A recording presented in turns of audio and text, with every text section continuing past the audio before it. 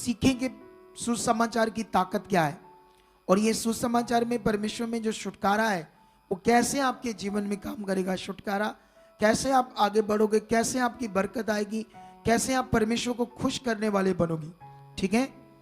लेकिन दूसरा जब हम वाक्य पढ़ते हैं इसके अलावा, इसको अभी मैं क्लैरिटी देता हूं, लेकिन हम लूका में जाएंगे। ठीक है। और लूका की पुस्तक 7 अध्याय में एक वचन है जो हमारे लिए, अगर हम इसको 36 अध्याय से पढ़ें तो ये जो वाक्य है 7 का 36 से हम थोड़ा सा पढ़ते हैं। क्या लिखा? फिर किसी फरीसी ने यीशु से विनती की कि वह उसके साथ भोजन करे। उनके घर आकर यीशु से विनती की और यीशु उस फरीसी के घर में जाकर भोजन करने बैठा। उस नगर की एक पापनी स्त्री ये जानकर के वह फरीसी के घर में भोजन करने बैठा है, यीशु संगमरमर के पात्र में इत्र लाई और उसके पांव के पास पीछे खड़ी होकर रोती हुई उसके पांव को आंसुओं से भिगोने और अपने सिर के बालों से पोंछने लगी और उसके पांव बार बार चूम कर उन पर इत्र मला। ये देखकर वह फरीसी जिसने उसे बुलाया था अपने मन में सोचने लगा, यदि ये भविष्यवक्ता होता तो इसको अपने पांव छूने ना देता। मेरी तरफ ध्यान दो सारे लोग। ये फरीसी शारीरिक बंदा है, इसके पास पवित्र आत्मा नहीं है और ना ही ऐसी बुद्धि है कि यीशु के बारे अभी जान चुका है या उसे पहचान चुका है। यीशु क्या कर रहा था? बड़े बड़े मिरेकल, बड़े बड़े काम कर रहा था। इसकी वजह से उसका मन थोड़ा सा बना कि ये कुछ है, ऐसे बड़े काम नहीं कर सकता। अभी यहां पर नए नए लोग आते हैं। क्यों आते हैं? क्योंकि यहां जो काम होते हैं उनके कारण, बोलो, यहां जो काम होते हैं उनके कारण नए नए लोगों को गुड न्यूज मिलती है। अब उनको यीशु बारे नहीं पता, सच्चाई के बारे में नहीं पता, अब सुसमाचार के बारे में नहीं पता। सुसमाचार सच्चाई पर जब विश्वास आ जाएगा तो मेरा ख्याल प्रार्थना भी नहीं करनी पड़ेगी, हीलिंग हो जाएगी। इतनी ताकत है उस सामर्थ, उस सुसमाचार के अंदर, उस परमेश्वर के ऊपर विश्वास करने वालों के लिए। अब सवाल है कि नए नए लोग तो बेचारे विश्वास करना नहीं जानते, इसीलिए एक बार आते हैं, 2 बार आते हैं, बेचारे आते नहीं और हमेशा के लिए फिर अपनी बीमारियों दुखों में पड़े रहेंगे। क्योंकि शैतान भी चाहेगा उनकी बुद्धि को गड़बड़ करना कि वो दोबारा कभी ना आए। लेकिन ये मैं हर बार पॉइंट बोलता हूं क्योंकि हर बार नए लोग आते, ताकि कहीं ना कहीं वचन बैठ जाए, वो रुके प्रभु के चरणों में, सीखें कुछ टाइम। जब इतने डॉक्टर, इतने बाबों के पास आप इतने सालों धक्के खाते रहे हो तो 5-7 बार भी इधर नहीं आ सकते। बस इतना का आकर देख लो, काम हो जाएगा यीशु मसीह।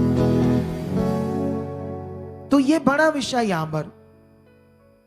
यहां पर विषय है कि वो उसने मन में सोचा, अगर ये भविष्यवक्ता होता, ये कुछ नबी होता तो इसको समझ आती आत्मा में कि ये व्यभिचारिणी औरत है, पापनी है, कैसे उसके पांव को चूम रही है, कैसे आंसू से अपने लंबे लंबे बालों से, है ना, अपने यीशु मसीह को पांव को साफ कर रही है, आंसू इत्र लगा रही है, ऐसे कर रही है ना।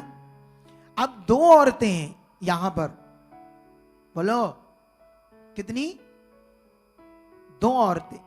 अगर आप दोनों की करैक्टर को पढ़ोगे थोड़ा सा तो आगे जाकर क्या हो रहा है, यहां कर ऐसे लिखा, यीशु मसीह ने उस बंदे के मन को जानकर, जो फरीसी शमौन था, उसे एक उदाहरण से पूछा, क्योंकि आप वो बताना चाहता था। उसने पूछा कि मुझे बता, एक महाजन के 2 कर्ज के नीचे डूबे हुए लोग हैं, 2 लोग उसके देनदार हैं, एक महाजन, एक बड़ा जागीरदार। अच्छा, दोनों के पास कर्ज चुकाने को कुछ नहीं। तो उसने कहा, दोनों के पास नहीं था, लेकिन दोनों पर उसने तरस खाकर, क्योंकि उसने कहा था एक के पास 500 दिनार का कर्ज है और दूसरे के पास 50 दिनार का कर्ज है और दोनों चुका नहीं पा रहे थे। एक दिन उस जागीरदार ने, महाजन ने क्या किया, तरस खाकर दोनों को क्षमा कर दिया। उस फरीसी से कहा, अब बता दोनों में से ज्यादा प्यार कौन करेगा? उसने कहा, मेरी समझ में जिसका 500 दिनार कर्ज माफ हुआ है वो ज्यादा इज्जत करेगा, ज्यादा प्यार करेगा। तो उसने कहा, ये जो बहन है इसने आज ज्यादा प्यार किया, इसलिए आज इसके सारे पाप क्या होंगे? क्षमा होगी, माफ होगी। हालेलुया। इधर ध्यान दो मेरी तरफ। दो विषय यहां पर। पहला विषय, चंगाई बड़ी है या उद्धार बड़ा है? उद्धार, मोक्ष जो इस पापनी व्यभिचारण को मिला। चंगाइयां तो बाहर भी हो रही हैं, डॉक्टर भी लोगों को ठीक कर रहे हैं दवाइयों से, मेडिसिन से। कई लोग बाबाओं के पास जाते हैं, वहां भी हो जाती है किसी तरीके से। लेकिन सबसे बड़ा विषय वो है उद्धार, मुक्त होना पाप से। अब दो कैरेक्टर हैं, दो औरतें हैं, ठीक है?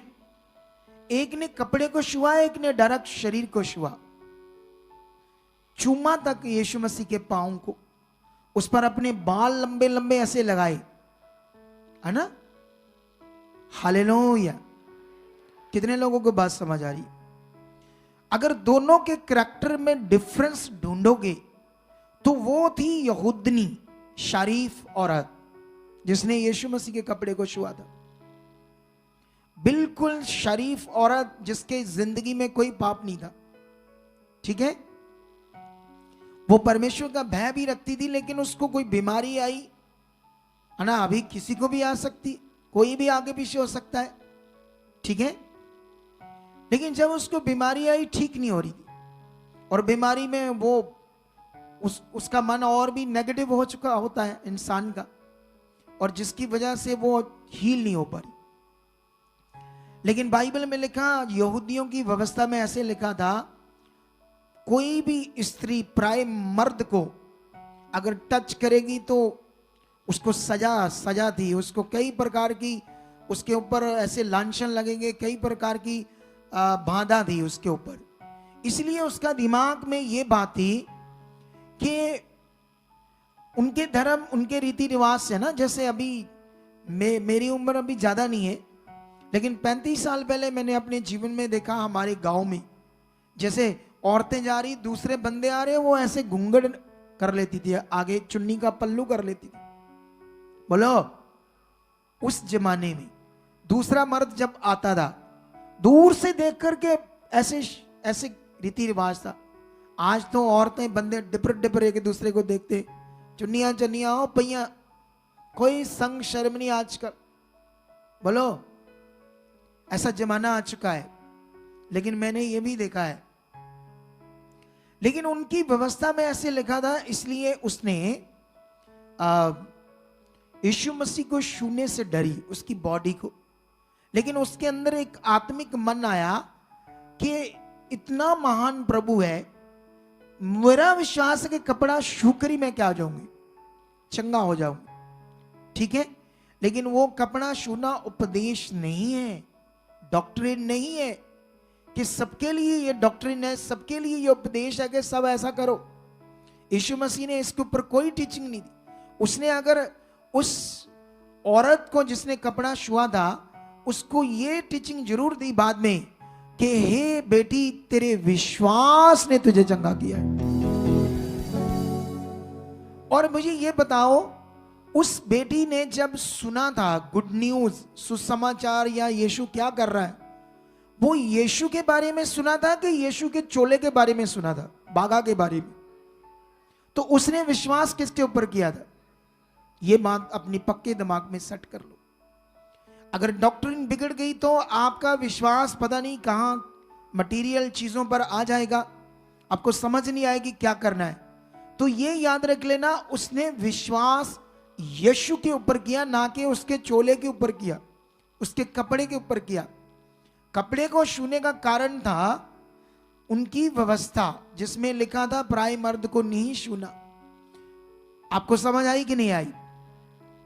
लेकिन यहां दो औरतें, एक ने कपड़े को छुआ, एक ने डायरेक्ट शरीर को छुआ।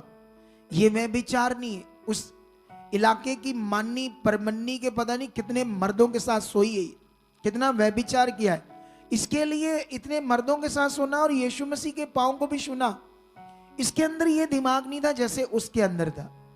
और ये आई डोंट नो, मुझे पता नहीं है, ये यहूदी नहीं है, ये फ्रीसी औरत है। कौन है? या फ्रीसी कह लो या कोई और कह लो, आई डोंट नो, इसका रिकॉर्ड नहीं है, मेंशन नहीं है कि ये यहूदी है या अन्य जाति है, लेकिन कोई भी हो।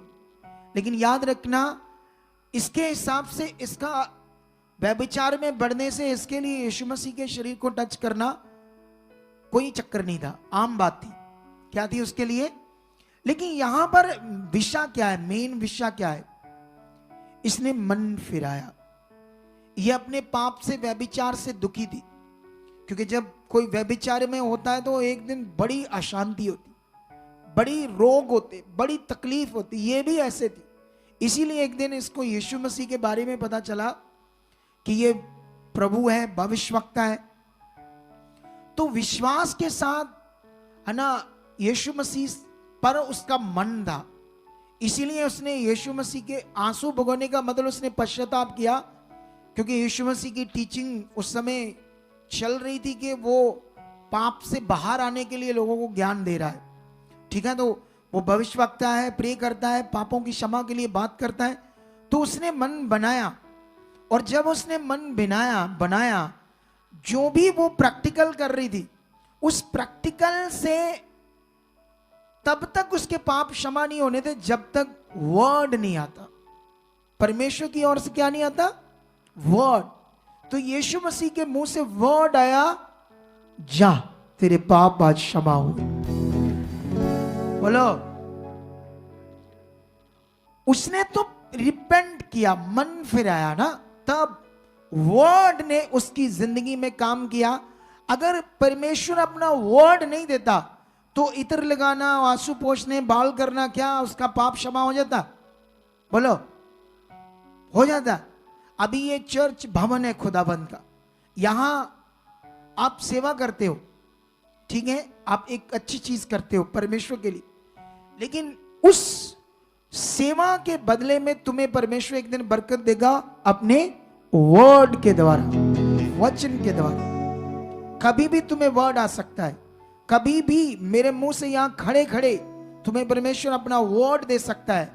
और जब वर्ड आएगा, वचन आएगा, तब तुम्हारी जिंदगी में क्या होगा? काम। क्योंकि ये परमेश्वर की ओर से बात, वर्ड आना चाहिए। हम जितनी भी हीलिंग्स बातें यहां पढ़ते हैं तो परमेश्वर की ओर से वर्ड आए।